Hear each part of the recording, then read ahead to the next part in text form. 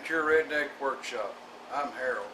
Today we're going to take this rusty old piece of metal and we're going to turn it into a little cannon. And I'm thinking about maybe a 45 caliber cannon or maybe even a 50 caliber. Why not? You know, it'll run on black powder. I already got a package of cannon fuses in stock. I ordered last week. And so this rusty old metal is going to be a cannon, and we're going to get to work on that.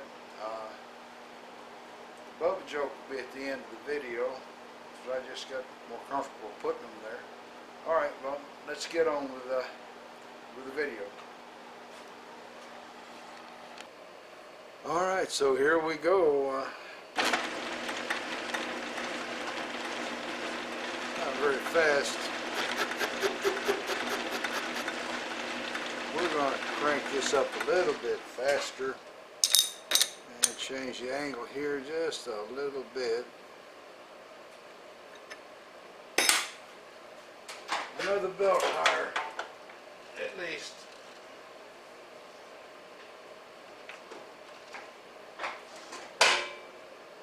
This is almost as fast as it should go, I think.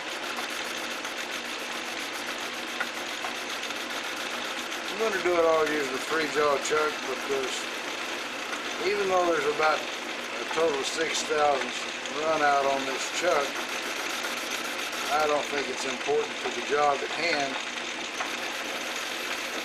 After all, that's probably better than the guys making the original black powder cannons had at their disposal.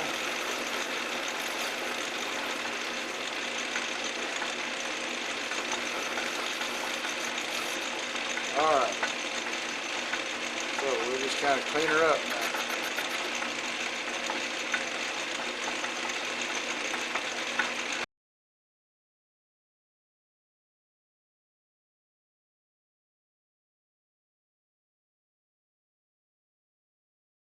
I was going to sort of taper this thing here on the back and then cut a little ball on there.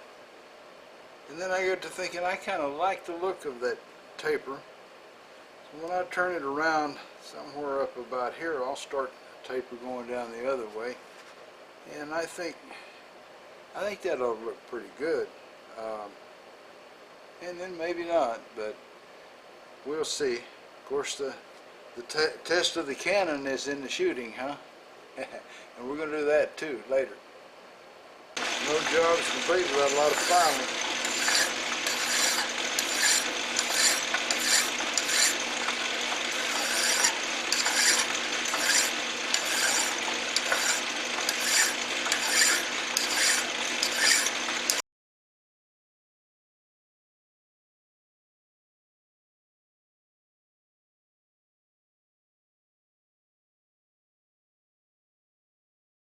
Alright, it's polished up somewhat, and it's time to turn it around and taper the other end and bore it for the cannonball, and then we'll take it over to the drill press, probably, and drill a hole there for the cannon fuse, and then we're going to drill holes for the trunnions on the side. I'm going to make press-end trunnions, so that, I mean, they'd be prettier if they were screwed in maybe, or cast or something, but you won't be able to tell the difference between pressed in and screwed in. So that's what I'm going to do. I decided before I get too far on the tapering, I ought to bore it so that I can have a little view of what the aspect of the ends to the bore. So here I am, boring the thing out.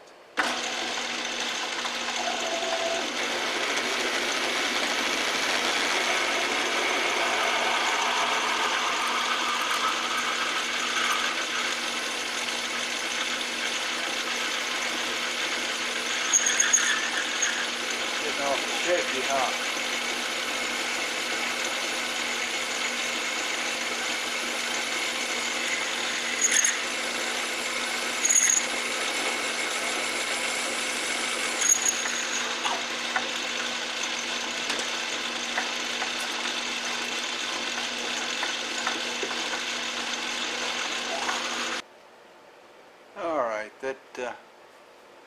that might be a better view.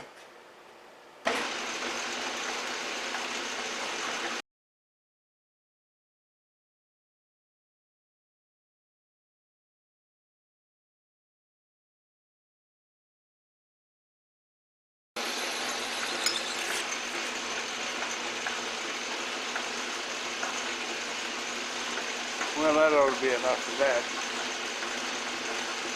Alright, back to the taping. I bored it, but I didn't, I figure I'll run a reamer in it, but I didn't do that yet.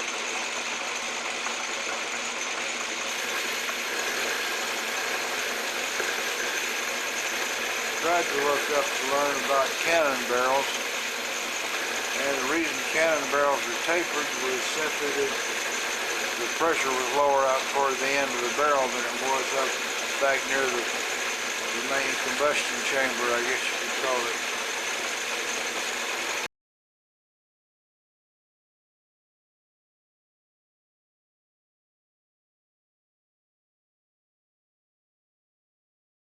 Alright, now then I'm going to narrow down the angle of the taper a little bit and finish off the taper.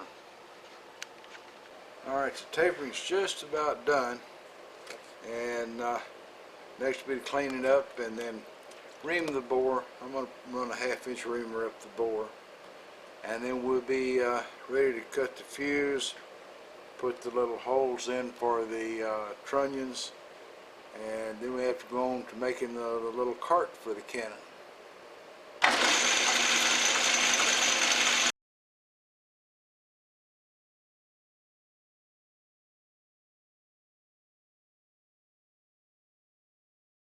Alright, so it's time to look at it a little bit and decide just if I've got all the cutting I want or not. I used a round nose piece of high-speed steel to shape this part right here and this part right here, and then of course I made a cut up there with it. Now I'm going to polish the thing up here a little bit so it looks nicer, and then I'll take a reamer and ream the barrel so it's really smooth bore, and then it's on with the rest of the job. Alright, much polishing later, we're ready to ream the thing.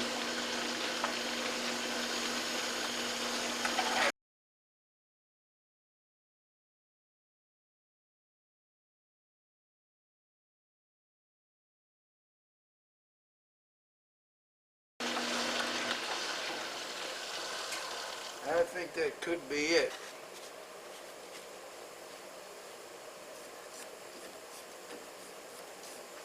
What we'll do is we'll just measure a little bit here and find out. I'll be back. Okay, so I've got it now to a relatively pleasing shape and shiny enough. I've got the bore made, and it's time for the little pieces that stick out the side, and I believe they're called trunnions. And what I'm going to do is I'm going to drill a little hole in there, and I'm not going to thread the trunnions in, I'm going to just press them in, and I'll put a hole on each side, and then we'll make some trunnions to press in. And then when we get that much done, we'll drill the fuse hole, and then next will be the carriage for the thing. So let's get on with it. Alright, so I got my DRO set up so that I can repeat the location, and I've got my part in here at I think a reasonably good spot where I can hold it. Got the paper towel to, you know, keep from dinging it up a bunch, and with any luck I'll get a piece of paper and I'll come right down to just about touching it, and then I'm going to make a flat spot, and then I'll come back and cut a 1/4 inch hole about 1/4 of an inch deep. So let's get on with it.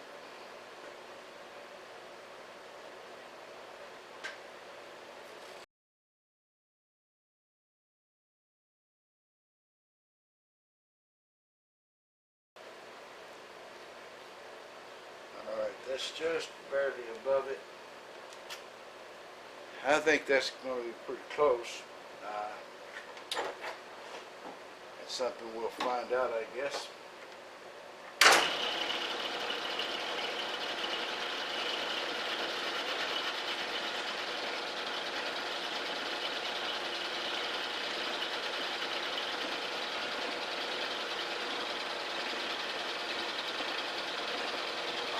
Now then I'll take it down about 100 thousandths.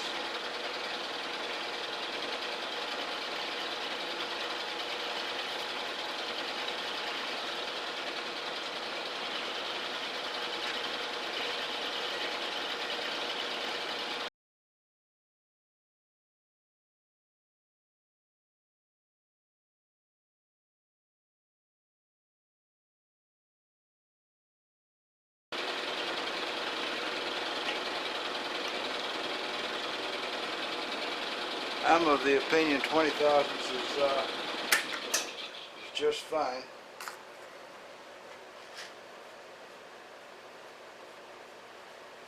So now to get a 1/4 inch end mill and just poke a little hole.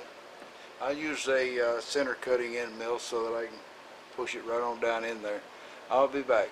Alright, we're lined up on it, and that should be dead center of dead center. And I'm not going to check with a piece of paper to know if I hit the surface. I think I'll know, and I think I'll take that all off till I see a couple of chips come up, and then I'll. But anyway, it doesn't matter if this is perfect on the depth of the hole.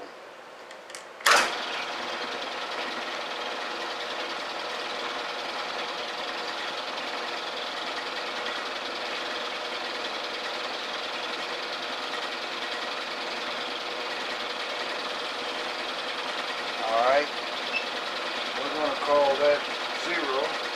Kicked up a little chip. Some oil on it, and we'll take her in 1/4 of an inch.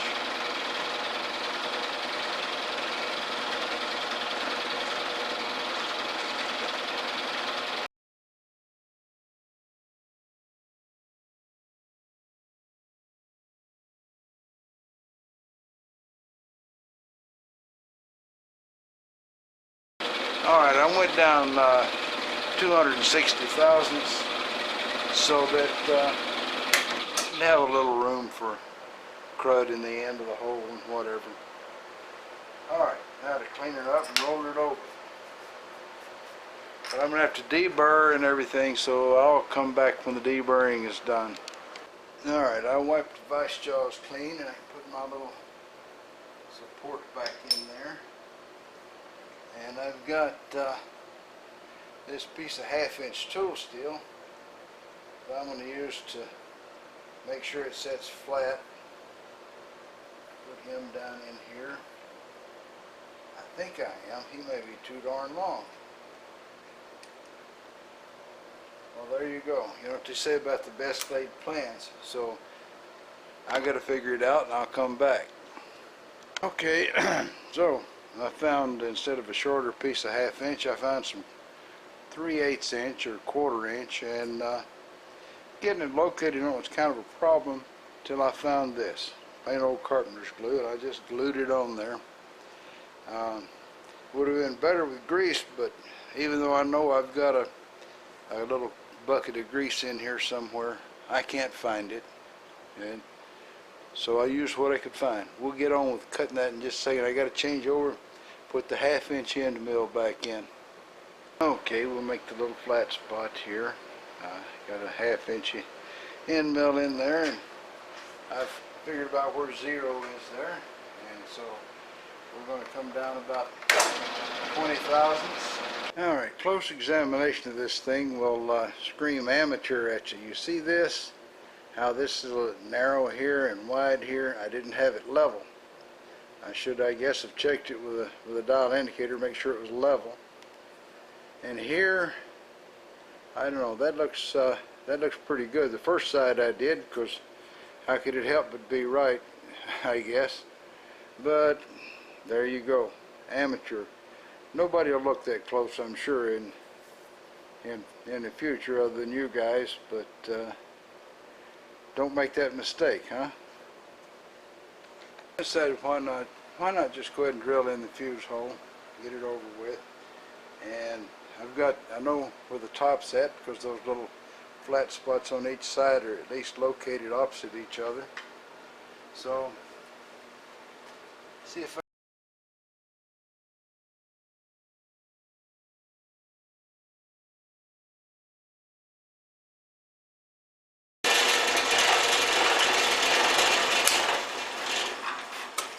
that's pretty straight on.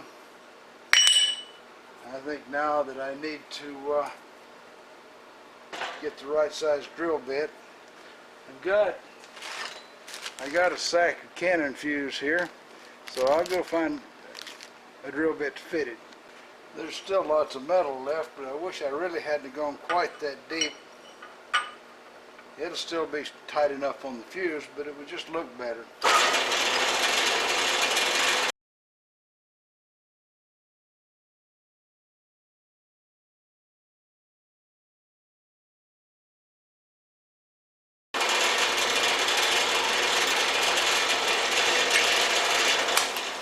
And that's a success. We went through, and I felt when we went through into the bore. So on with making the trunnions.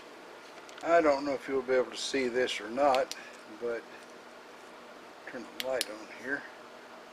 Hopefully, maybe you can see the Cannon fuse down in there. There you go. I think you can see it now.